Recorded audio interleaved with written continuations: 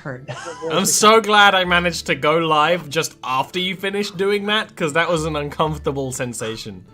I can do it again if you'd like. Please don't, unless the moment calls for it in the future.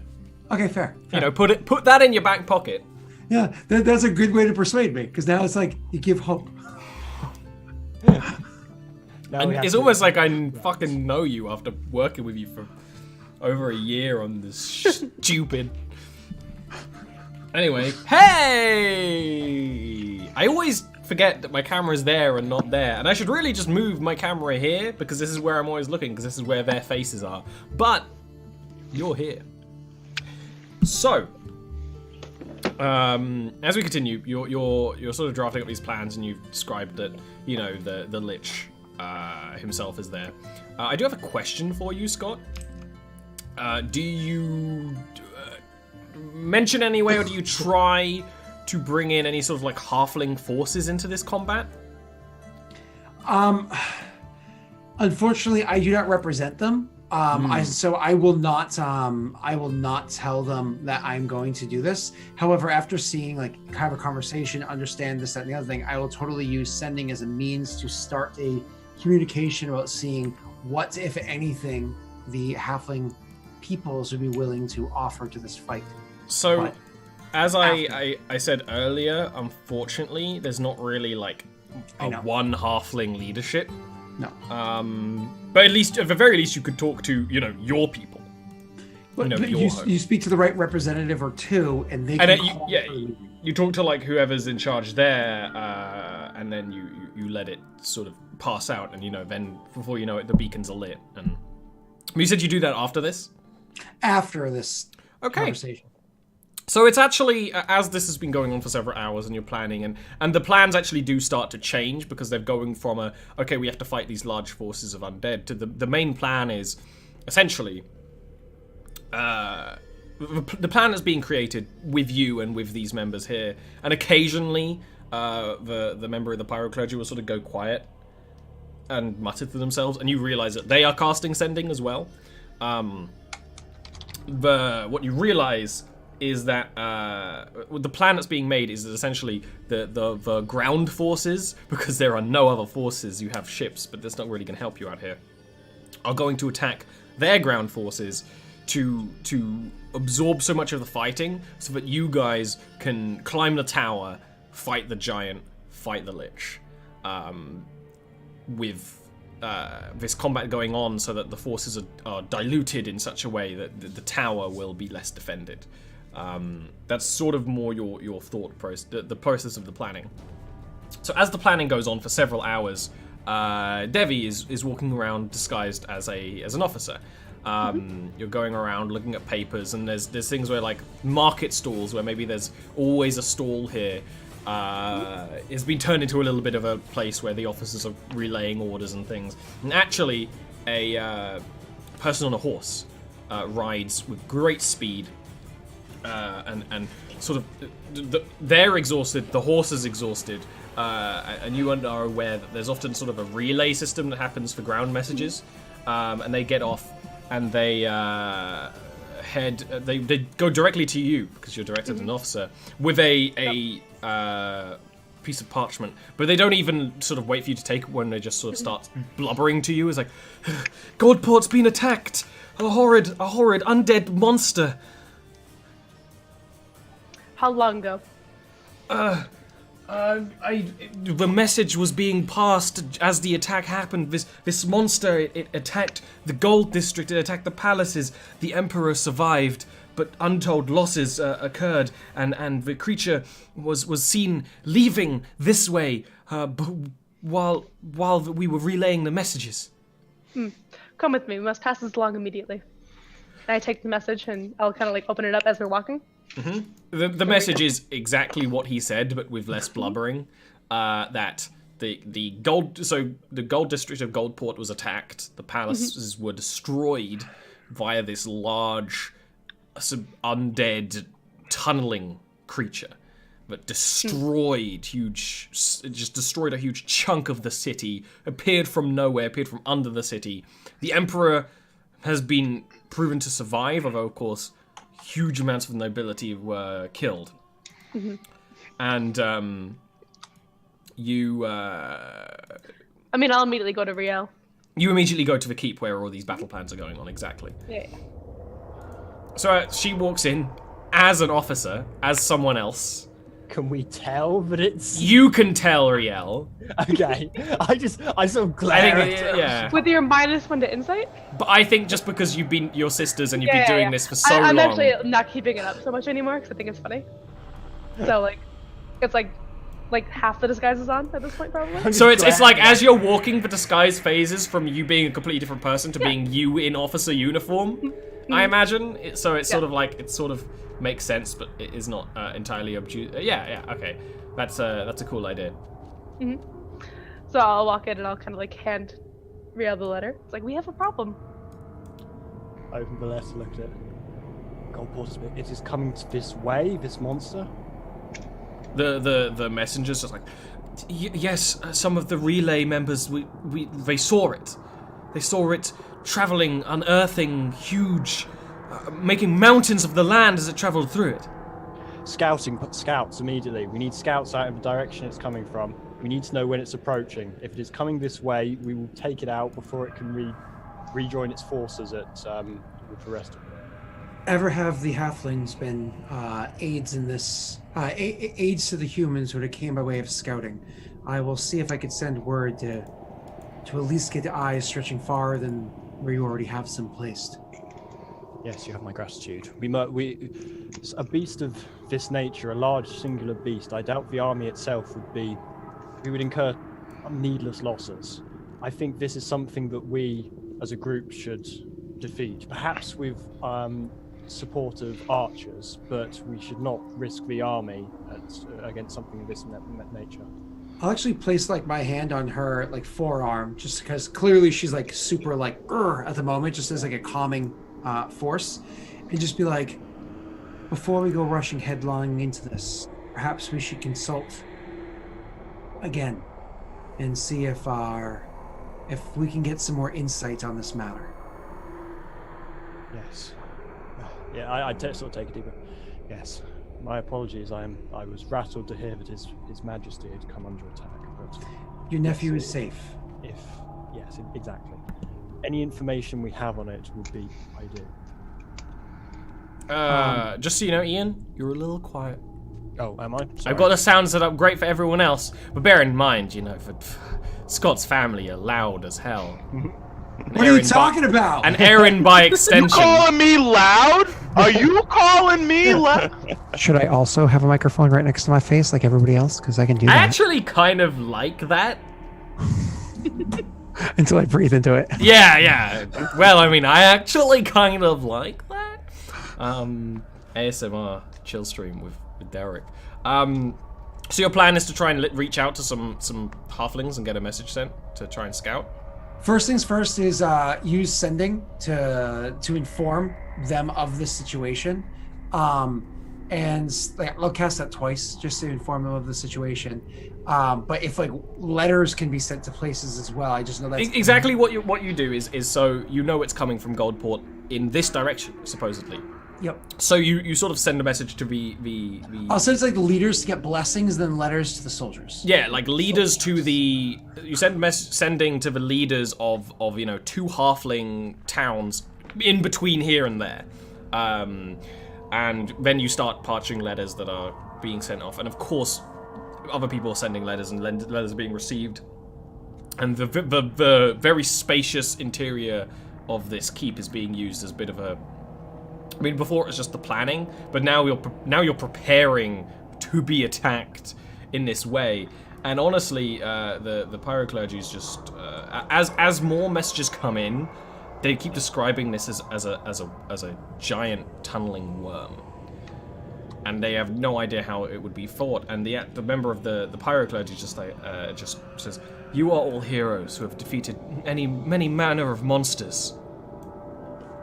But soldiers, regular men, against this beast, as you've already stated, they would suffer. They would only die in swathes. I believe if this creature is coming in this direction, that we should move the forces." Yes, you are quite right. We cannot risk the forces against something of this nature. We will stand against it. I believe the four of us should be sufficient, no matter what manner of creature it is. We have we have our earthly skills and the blessings from the heavens. We will With defeat this. protection, we will triumph. She nods and actually starts leaving and starts with a booming voice starts commanding the troops to start leaving a skeleton guard, which is kind of an unfitting term in this campaign, but leaving enough archers in the keep to keep watch and things like that, but basically moving the main army that has been amassing here just outwards. They are traveling it slightly more west. Slightly towards the direction that they are intending to go, but of course they're sort of trying to move it off the main force, and then you start your planning. So you're sending these scouting messages off, and these letters are returning. Most of the ones that return are via animal messengers from halflings of. There is this worm, it is traveling. They are sort of giving you... One town has no idea. One town is in a completely wrong place, it isn't on the pathway. But the other town is just telling you that this giant worm is tunneling up the earth and disrupting things and just generally causing mass destruction, and is traveling towards your location, because you of course told them the town you're in. And it seems to be a direct beeline. And you almost get the feeling that it's coming for you people in particular, because you actually went there. Is there anything you want to do to sort of prepare other than these scout reports that it is directly coming your way? You do have this quite sizable interior of this keep. Why I would, given the nature of this, I would be suggesting that we stay out of the town if possible, just to avoid destroying this town. Of course. Yeah. I don't have anything useful I would be doing, but in character I would definitely be praying and just in anticipation. I don't have anything useful to do. I'm gonna pray. not in terms of game mechanics, there's nothing useful, but that's why I wanted to do commune with you again. That's why I know, absolutely we would do that, but that's only going to take a minute, so a ritual cast, 11 minutes. I think we've got longer than 11 minutes, haven't we, Ollie? You don't know. Oh, we know it's coming closer, but then it's also coming from Goldport, which would be another week of riding. Yeah. This creature obviously travels faster than a horse. You imagine it's probably going to be here by a nightfall.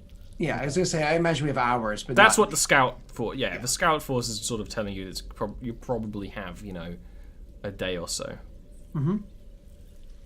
Seeing that Riel is probably upset about the news in Goldport, I'm probably going to try to distract her with what I consider to be funny stories. While I'm praying. While you're praying, of course. I'm just sort of there trying to pray and occasionally sort of sending an annoyed glance her way. Yeah. It is annoyed, and she's clearly frustrating me, but at the same time there is just a tiniest hint of okay. You appreciate it. Yeah. And you will never believe which general has a halfling mistress. Very scandalous. Well, if you tell me stories like that, I would actually, you'd occasionally get a snort out of me. What's the greatest structure? So before we do the commune, what's the greatest structure that exists in this city? So this is a crossroad town. So it's honestly this keep, and the thing with this keep, it has a very wide base. It's one big chamber that has been sort of turned into this defensive position, but it only 3 stories high, and the other stories are so it's this big base, and then it sort of just goes into a little sort of towery thing. It's a very weird construction, but it's one of those things where they use it for garrison. It's way more a barracks than a keep. It's just got almost this little spiry thing on top for arrows and things. The tavern here is pretty big. It would be the tavern is one of those ones with a big ground floor and maybe a couple more floors on top, because it's such a good place to travel to. It's got this big travelers tavern, but the rest of the things here are not completely of note. I mean, the market square is a entirely paved area that has some sort of things that could work as a facsimile of like a wall, especially to a halfling. But really, the two structures here, as in any good town, are the keep and the tavern. How big is this entire town? Like the important parts of it? Would you say, less than a square mile, greater than a square mile? Probably less than a square mile. I mean, the keep and the tavern are two sides of a road. Yeah. Okay. And then there's the market, and then there's dotted houses all around. Perfect. I have an idea, but first I want to do commune to see if Ian can help come up with some good ideas first. Mm-hmm. So I'm not going to invite the other two to this because commune is kind of like our thing, but definitely would need to bring them in for the rest of the planning. So we would cast the commune, same thing as before, sitting on the floor, incense or whatever it is, burning. The pop of the holy water, swig, and give some to her, and to enter this trance ourselves. Once again, call into the same god, because I figure the male voice would resonate better with her. And when it appears, remember we have 3 questions, and I'll be honest with you, Ian, I have 0 lined up right now. So I'm going to kind of throw this in your lap and add to you as you go. So you get that same feeling with before. In this keep, there is actually a small prayer space.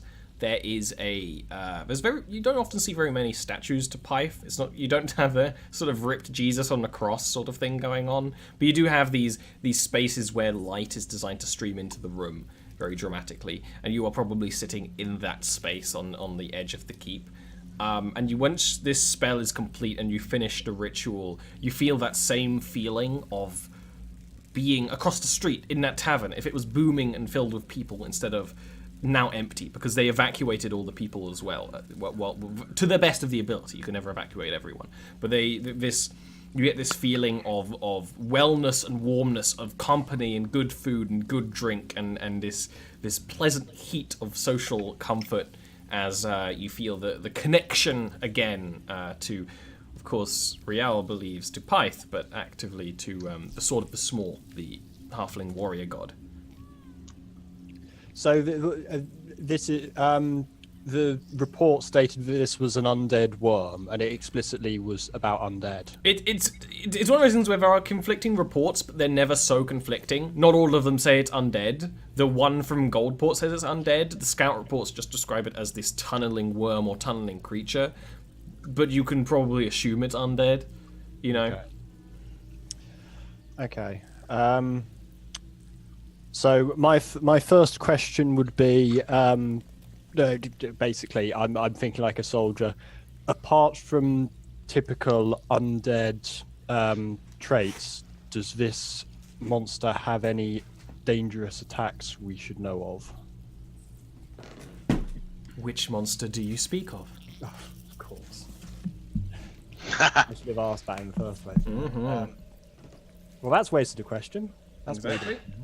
I mean, I'll add in just kind of like, which one should we speak of? That's kind of a waste. No reason why they're paying attention. There's a great worm-like creature. Sorry, there's a great creature burrowing towards us as we seek guidance from you. This creature, do we have time, at least until nightfall, to prepare for the assault? If it travels as it is, you will have plenty of time. It travels to you. It is sent to kill you. I'll nod, and then I'll look to you. See if you got anything else. Your last question. I'll actually raise an eyebrow and say, instead of attacks, weaknesses. Yes. How best to phrase this? The worm that approaches. The worm that approaches us. Are any attacks particularly effective against it? A creature this great has little for weaknesses. Enthralled, made to be the slave of a master of death, it is far stronger still. These are creatures that have eradicated civilizations in the dark and the deep, and it may well fare the same for you. And then you feel that dissipate around you, that feeling of warmth. And you aren't replaced by cold, you're just replaced by quiet and stillness. My apologies, General. I forgot that sometimes you have to state your intentions more clearly. I wasted a question.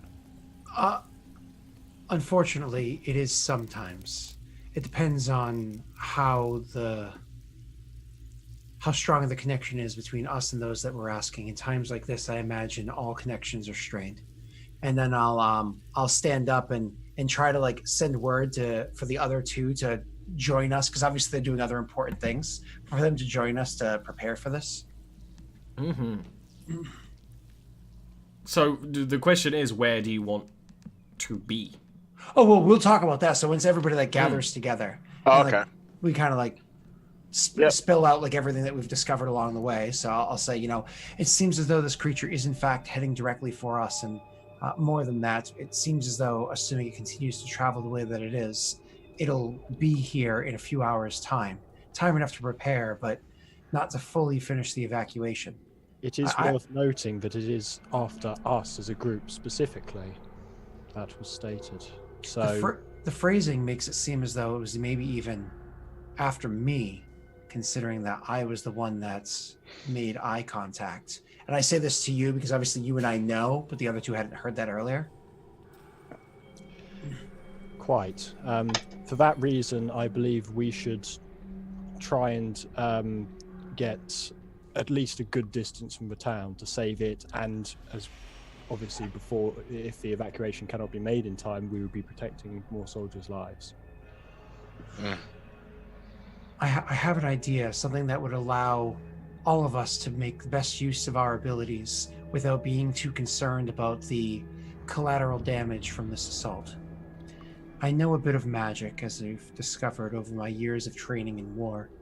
I know how to craft an illusion so grand, so large, we could recreate this town, though not here. Perhaps travel a bit towards the east, closer towards Coldport, luring it away from the city. And I can use an illusion to craft a recreation of this city, and we can fight there. Rain fire as you like. Bring to bear whatever abilities that we all have, without concern of harming townsfolk that have yet evacuated, or the structures themselves should they return home. That might be smart if we think that this thing will fall for illusions. It doesn't matter whether or not it falls for the illusion, it is coming for us. But in the hopes that it does fall for the illusions, it will give us an upper hand, because it doesn't need to be a perfect replica. We can make alterations that benefit us. And this illusion is so great that you can even touch it. You can even walk upon it. You can even be buried under it. Very well. We shall. I nod, and then after this, unless you guys have any RP stuff. I was happy with what I said, yeah. Cool. So one of the ideas I wanted to do was, as part of because this is going to be Mirage Arcana, traveling a bit to the East Ollie. It takes only 10 minutes to cast, last 10 days. Exactly. So as part of the recreation of this, also put if somebody says a suggestion of something that they think would be more advantageous for them, craft it so it does that.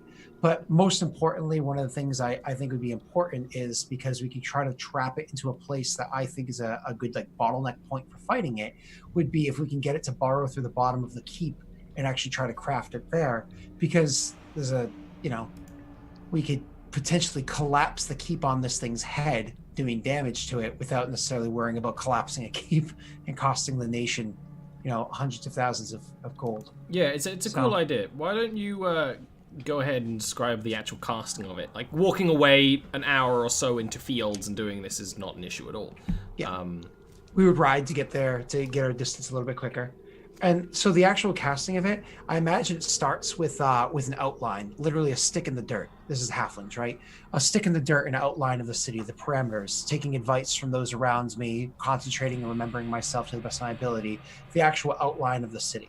And then once we get that done, and the mild alterations we would have made at this point, that's when I would actually reach down with my two hands and I would scoop up all of the dirt in my hands and then hold them together like cupped. And again, I'm a little halfling, so it's a small amount of dirt. I start rubbing my hands together and allowing the dirt to like spill out onto the ground, and the ground itself starts to shift and mold and rise up to these buildings and take shape of the roads and so on and so forth. And it's a square mile that it affects, so it rises all around us. Yeah, exactly. You completely like the meat of this town. You absolutely you recreate, and the main point of interest as well is to keep anyway. So. And any alterations that they suggest that we end up making, with that same stick in my hand, I hold it into the sky and almost like I'm drawing with it, no matter how far that change might be from where it is I'm standing at the moment. You'll like almost watch it just kind of reshaping and drawing again with my my stick, almost like you'd see dregs of line in the dirt, but they would kind of come to that full fruition again. And again, you can actually walk on this shit. If you're doing that, then I would ask for like some type of area for me to rain fire on this beast. Like, yes, I need an area to give this thing fire. If you hadn't noticed, I tend to be a bit blasty. I want pretty much the entire region. I'm not sure the buildings were comprised of before, but if they're made out of wood, then now made out of a particularly flammable wood or so on and so forth. I mean, the keep itself was definitely stone. The tavern was, kind of maybe a mix. But absolutely, you recreate everything to be stone. I mean, it's to be wood, and it seems logical for your illusion to make it in a way that it'll light more dramatically. And that includes fire being able to collapse the support parts of the... You basically prepare the keep in such a way where it's collapsible on your command. Yeah. For sure. Okay. Anything that Aaron would like or that Ian would like to make this work better in their favor? No, I'll just be up front hitting it with my swords. So unfortunately, that's where I am too. Well, I'm just thinking in terms of Will's suggestion. If we're planning on luring this thing, trying to get it under and into the keep effectively, if we have like higher level, effectively sort of like window platforms or like somewhere for him to stand and fire down from above, and then if we choose to collapse it, he can then just fly off basically. Sure. Stuff like that. Extensions of parapets or whatever it might be. Sure. Yeah. Whatever all his imagination puts together for this kind of idea. It makes more sort of sense that you almost make the keep have another layer to it above where you can have Will in a bit of an overwatch position a little higher up. Maybe even a couple of positions in case they get compromised. I can do that. Sure. And it's one of those things that's quite hard to do on Roll20, to have layers and actually functional, but we'll try. That'd be a cool thing if they ever added it. But they won't. They won't. I love the fact that you can make impassable terrain and stuff like that. So cool.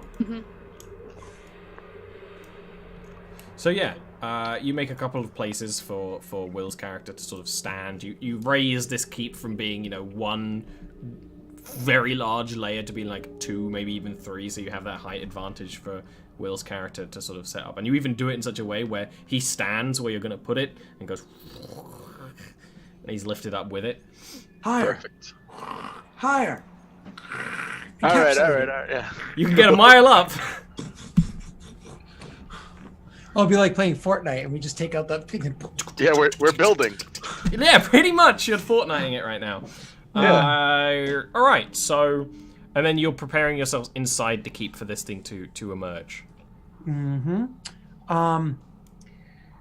Got up to an hour, locate creature, 1,000 feet. I would say, yeah, give me a skylight too in case I have to escape. Yeah. There you go. Okay. In case I have to fly out of there. A my-sized skylight. Again, however it is that all his mind sets it. When we're all done preparing and we're thinking like enough hours have passed and so on and so forth, I would totally cast locate creature at like the tail ends so I can get a detection of this thing 1,000 because I can concentrate for up to an hour. Well, the main question is where are you going to put yourselves inside this keep aside from Will, who I've already got, who's doing the easy job. Outside the keep at first for Ian and myself, unless you would think otherwise, Ian, so we can try to lure it into the keep. I mean, it depends. If it's coming from underground, it's going to be best to be in the keep already. Yes, So- but it's sort of like, where is my question? Yeah. I get in, but if you want to set up around doorways, if you want to have yourselves like one of you's on one side, the chamber, one on the other, that's the stuff that. Otherwise, you're just going to start wherever I fancy. Okay. Well, I think. Where are Scott and Erin going to set up? Because that affects me. That's why I'm asking the question to all of you. I would probably find a secure position a little bit ahead so I can scout a little bit. Outside of the keep? Yeah. Okay. Sounds good. If you want to go in the keep as opposed to outside luring it in, then probably same room, different areas of the room. Yeah, one on one side, one on the other. Because it's an illusion, we can effectively set up like doorways on, say, either side, so we both have an escape point if we need to run it out and collapse it. So we would probably be on like opposite sides of the room, I imagine. Trying to get it to come up in between us, effectively. Awesome. So, as you cast Locate Object, you actually do feel it. You feel it just on the edge. This very fast-moving, tunneling creature. You can almost feel it below you, and then up on about at the ground level, and then below again, moving closer and closer and closer. And as you feel it get closer and closer, you actually feel the ground start to shake, and the occasional, if anyone left their mess kit on a table in the room, and everything starts to shake, and bottles on walls start to fall. Is it nighttime? It is now actually nighttime because you waited so long. Yeah. I guess if you relay that information, if you sooner than it would have been, we traveled towards it. That's true. Sorry, it's one of those things where it's sort of like a dim night, but it's still night. Yeah. Good. Well. 1 second. I imagine to spread the word. Do you want torches in your keep? Bagging of a shield or calling of I'd say torches, yes. Yeah, lighting. I would gotta do that. Just give me a moment. I would actually just throw up in the air as he says it's getting closer. I would just cast daylight. Are you providing a commentary of how close it gets? Yeah. As soon as it gets within the radius, I say, I'm not sure what form of measurement we use, but I'd say it's near, very near. And then I'm sure within seconds we start feeling the rumbling anyways. Yeah.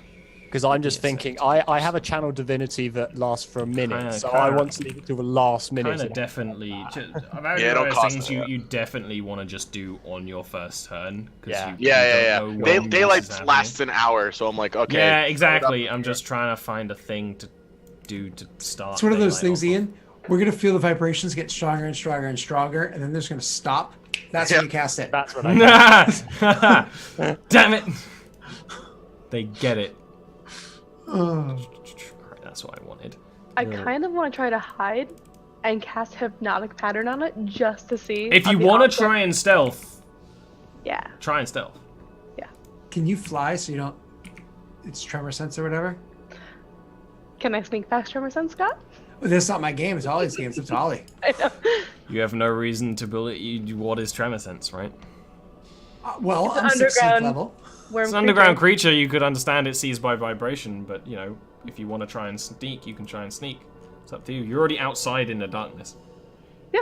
The whole thing noise? is it just... There's a truck outside. Oh.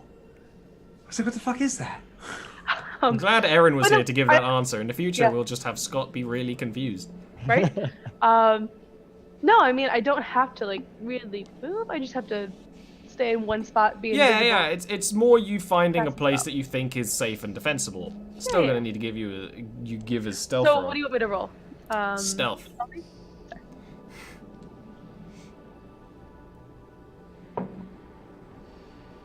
I'm proficient with it, so that's a 10. Ooh.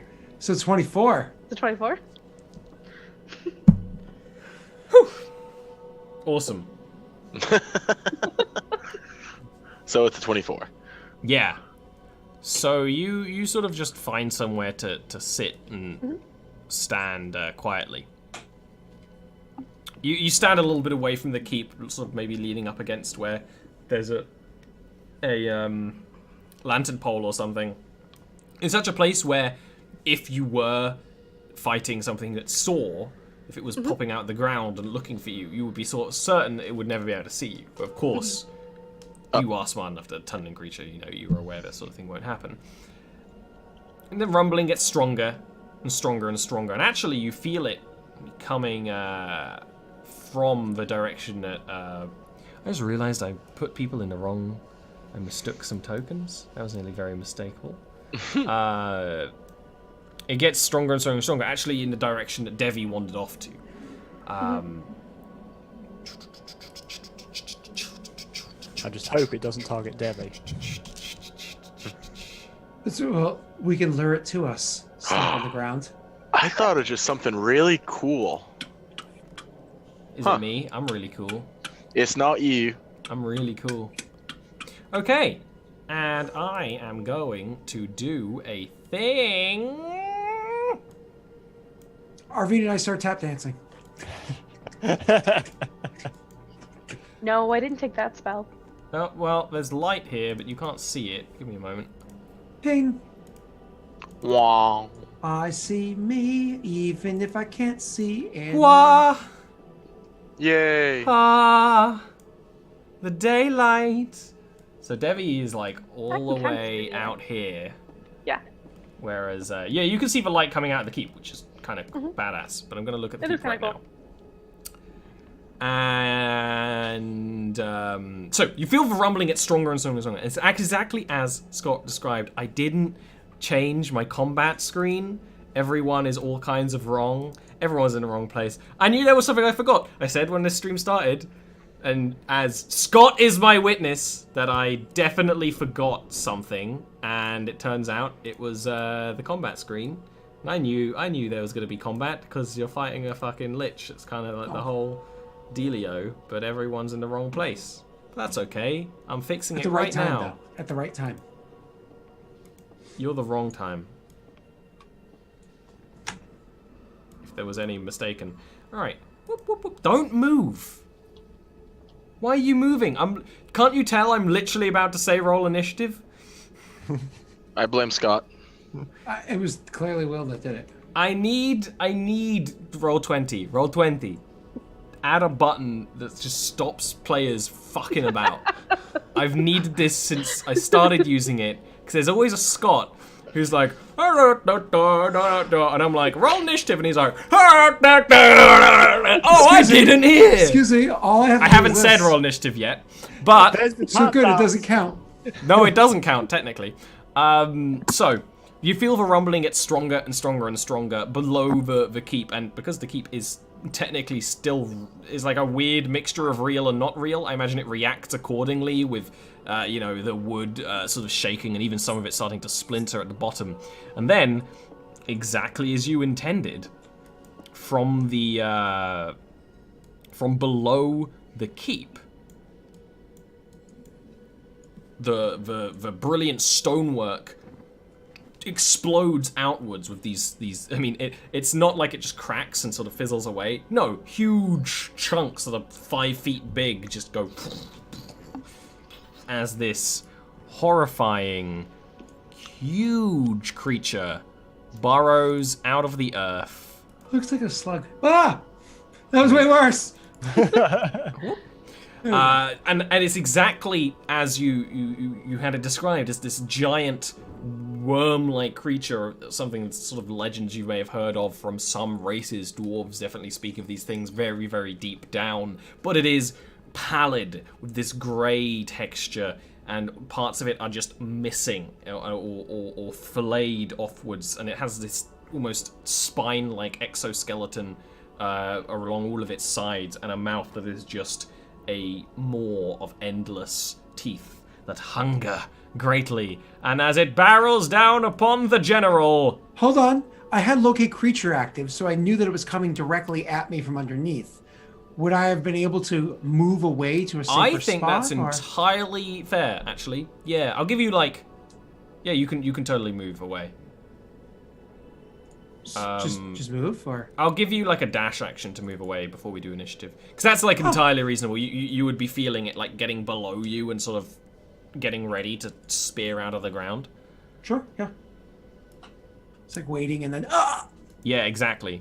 So I need y'all to roll initiative for reals this time. But also, Scott, take your little dash action and piss them off. And that's also really good. I need... You know what? I'm going to look for new dice, because these dice have been... They're all, like, whites and things. I want, like, a red dice. There's a red dice. Evil. Rolls like shit. Good, keep that die, please. So you said dash move. Dash move. So single move or double? Oh, I meant like double move, yeah. Like you're taking the dash. There we go.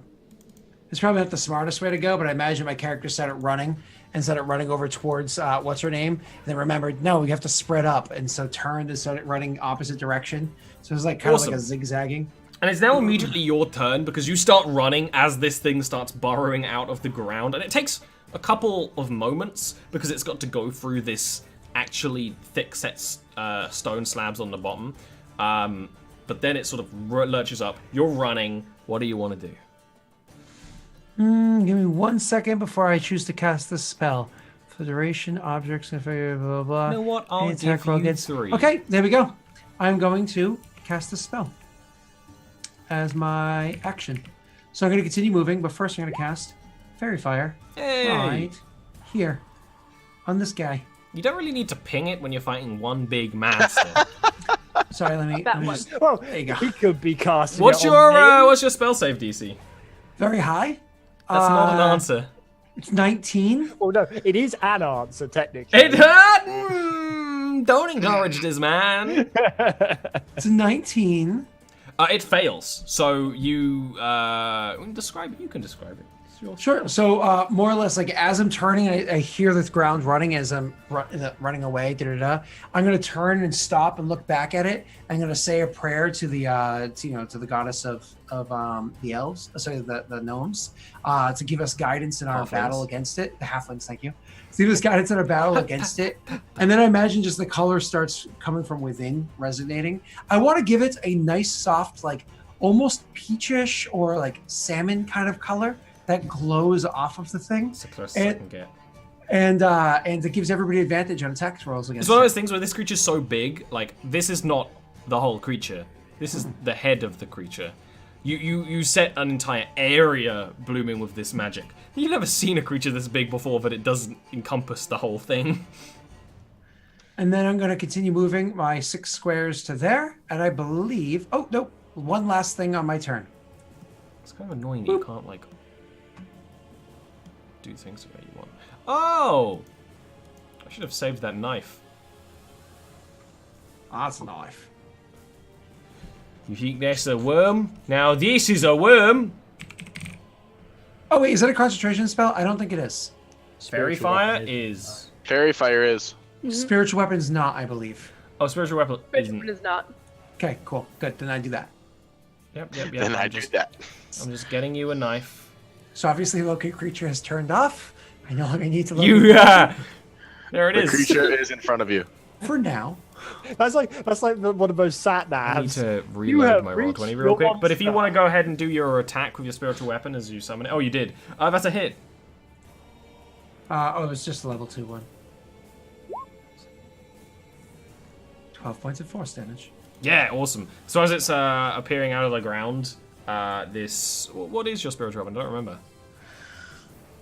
What is it for the god of war for halflings again? It's probably Oh, like a that's swords. stick. That's short swords. Oh, that's right, short swords. So it's probably like a pair of tandem short swords working in unison. And they just start slicing up the sort of almost the fleshy parts of the worm as it's pulling itself out of the ground.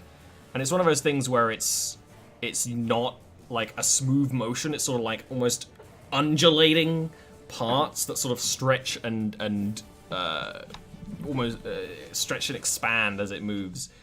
Speaking of expanding, Riel. So almost already for battle. The last thing I do, pull my sword out of its sheath, and I'm channeling divinity, and I just say, "Pipe, guide my blade," and it sort of starts glowing with a brilliant light. And then 1, 2, 3, 4, 5, 6. I move towards monstrosity and end there. Awesome. That is Mikael. You do have a height advantage on it. Ooh. Like, of course, it's this huge thing, but like, it's just its head coming out of it, the ground right now. When it starts riling up more, you won't have a height advantage anymore, but right now you do. All right. Well, since I have the height advantage now, I will throw a Scorching Ray at it. Level 3, actually. Level 3? Dun dun dun! Sorry. So I throw 4 Scorching Rays at it. Anyway. Oh, I have advantage. Sorry. You give yourself advantage. My bad. Scorching Ray is one of those ones I always forget it's an attack roll, even though it very clearly is. I mean, I used it enough as Arvine. I know. But somehow I always forget. I always The think it's a first save. time in 5e I've seen all 3 attacks hit. All 4 hits, All sir. 4 attacks hit. 4 hit. Oh Jesus. Okay, I'm gonna roll damage, then I'll re-roll damage. Oh Jesus. You just give me a nice number at the end, and you tell I'm me. gonna Yeah. go get a cup of tea. I'll be right back. Who stands next? It's like a ranger from 3rd edition. Whose turn is it? Oh, it's Ted's. All right, I'll be back. I'm gonna take a poop. I've had a ranger in 5th 20 edition who minutes. was very much like that. All right, Let's see what's my so modifier for this one. the total number is... Alright, so I add 1 to that. So 12, 19 plus 1 is 20, 27 points of damage. Fire damage. That's brilliant. So you fire out these beams of fire, each one of them arcing and hitting the creature. Again, as it's sort of leaving the tunnel, like you just have to sort of focus them in one place, and each one hits like a different. You know, you're aiming in the same place, but because it's moving in such a way, you just keep exploding chunks of rotten flesh off of the creature as it's going, and they really are explosions where the beams hit. Cool. So yeah, I just do that, and I will do... Actually, no, that's my turn. I will do. Actually, no. I know that feeling as playing a mage in 5e. Yeah. Speaking of, Devi, let me just show you where she is. She's way over. She's up here. I'm hanging out. She's outside. Jeez. Now I did check to see if it would find you because it wasn't so close to the ground, but it would automatically saw you with its tremor sense. Oh. Roll 20 is being like really laggy for me, by the way. All of us. I mean that's partly because it's such a big map. So I'm going to move in the bonus action dash. Move, dash. 20. No, I'm not going to move the dash. Oh. What I am going to do is start buffing myself before I get to combat. You know, that's smart. I'm Smart. going to cast Blink. Awesome. Yeah, that's my turn. Do you want me to roll to see if I go ethereal this round? I don't think it's going to matter. I mean, yeah. It might. Cool. I'm not. Awesome. After Yeah. that, it's the worm. That moves towards the closest thing it can see, the punching bag, the party. Riel. That is my job. At this point, it starts moving, like it brings its body out and around, so you no longer have the height advantage on it. Because even though it's one token, you know, its body is wherever it's been. It's this huge, long thing.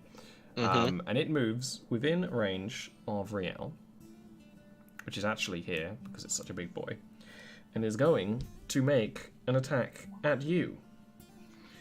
You are going to tell me your armor class. 20. It hits! Of course it does. So give me a dex save. Oh, To be no. fair though, it's a big monster. It's a big monster. So... That's sort of the nice thing about doing a high-level adventure is I get to beat the big monsters for one. So is this the sort of thing that my shield master works on?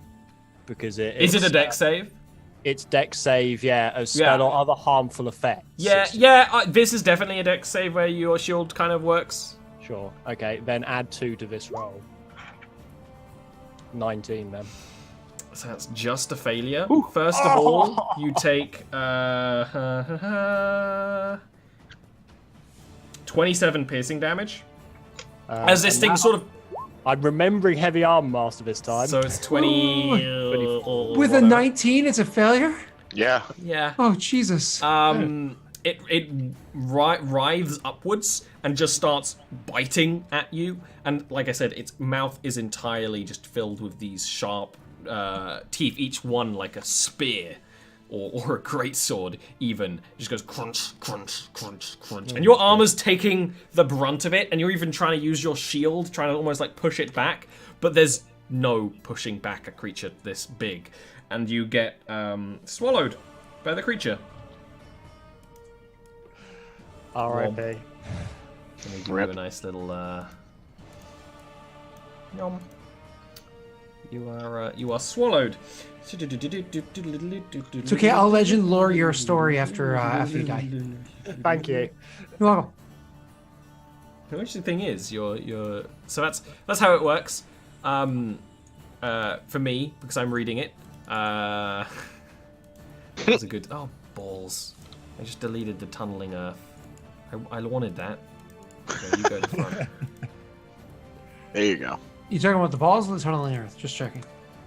And I can tunnel my balls, and then it's gonna start moving towards. He's a skilled man. He's a skilled man. It's gonna start moving towards Mikhail because you shot lasers at it. Yeah.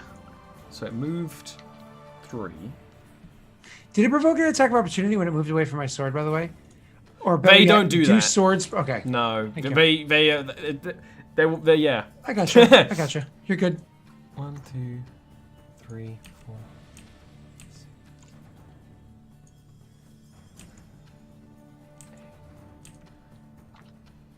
It's one of those ones where it's got a weird speed, so I have to like, because of course moving 30 is 6 is easy. We've done it forever.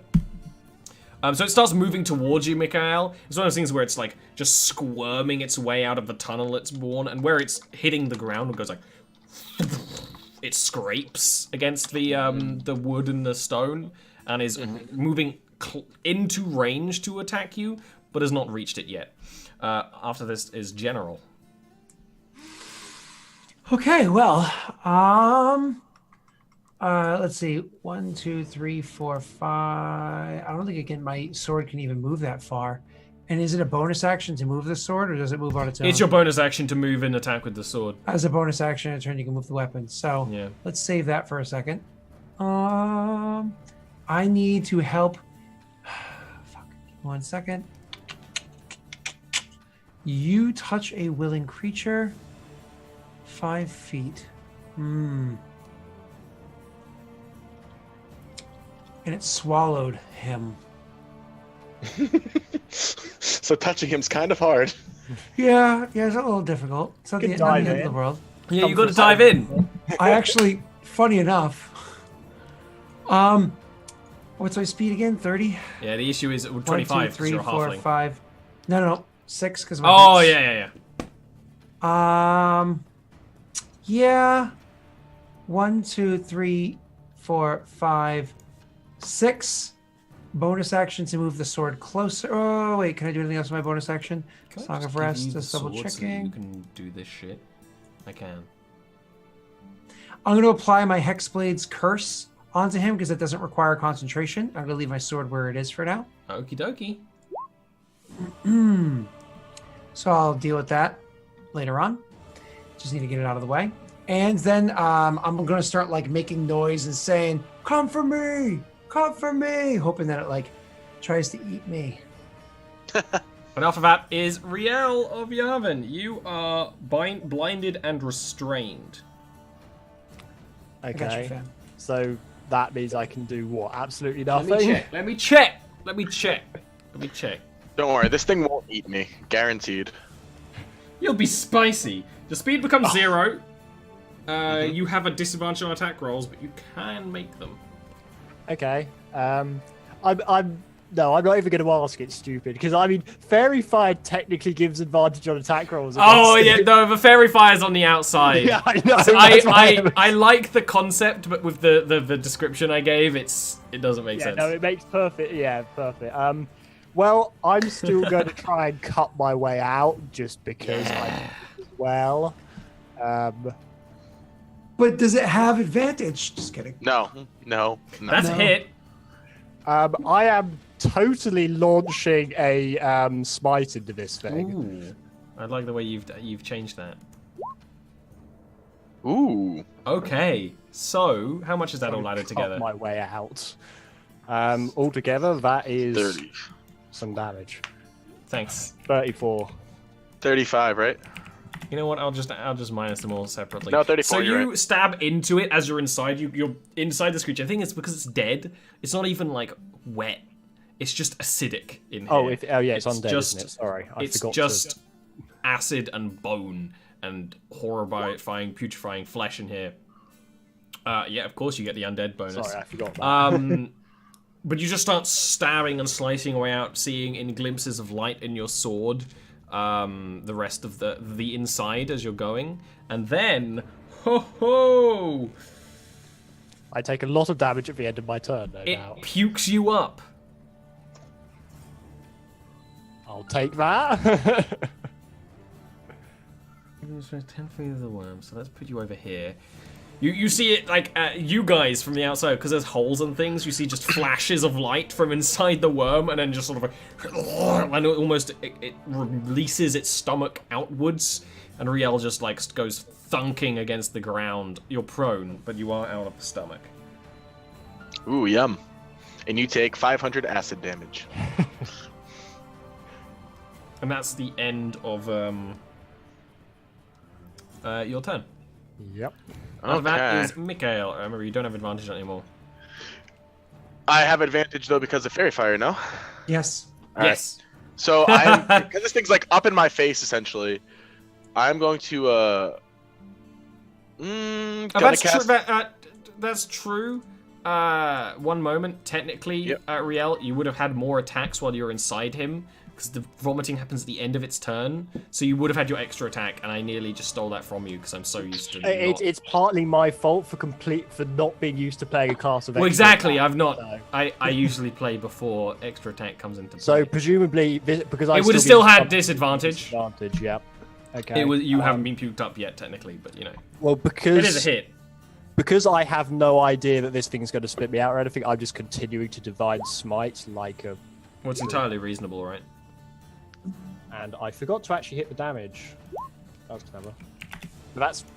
There we go. Makes sense. Ish. Yeah, it does. Awesome. Now, Will, what are you doing? All right, so now I am going to cast a special spell. Cast a special spell. Yeah, this thing's not going to eat me. So basically, I put my arm down as I see it spit him up like, no, fuck that. And I just, like, bring a fire from my hands that starts encapsulating my whole entire body, and I'm just surrounded by this just fire of just shedding light. And I look directly at it, and I'm like, nah. Oh, good description there, Will. Yeah, Real literally proud just- of you. You're welcome. Use your action to create a No. line of fire. I used my action to cast this spell, so I can't do Oof. that. However, I will, as a bonus action, because I will use my sorcerer stuff, throw a firebolt at it. Yeah. That's a hit. All right, and I deal that much damage. Ooh. Awesome. Yeah, so I just throw a firebolt at it, and I'm like, "You're not eating me." And that's it. How far away is it from me? Sorry, 10, 25-ish, 15. Around 20, 15 feet. Yeah, 15. Okay, 15, 20. All right, perfect. I wait until next turn to do it. After that, it is Devi's turn. Who's still up there. Oh, I'm here. join the fight. Cool. Debbie. Mirror image. Yeah. Oh, mirror image. Awesome. All the buffs. Yeah. And I'm invisible. I'm a real. You blink away. You run in and disappear. I run in, separate into like 4 different copies, and then just vanish. Awesome.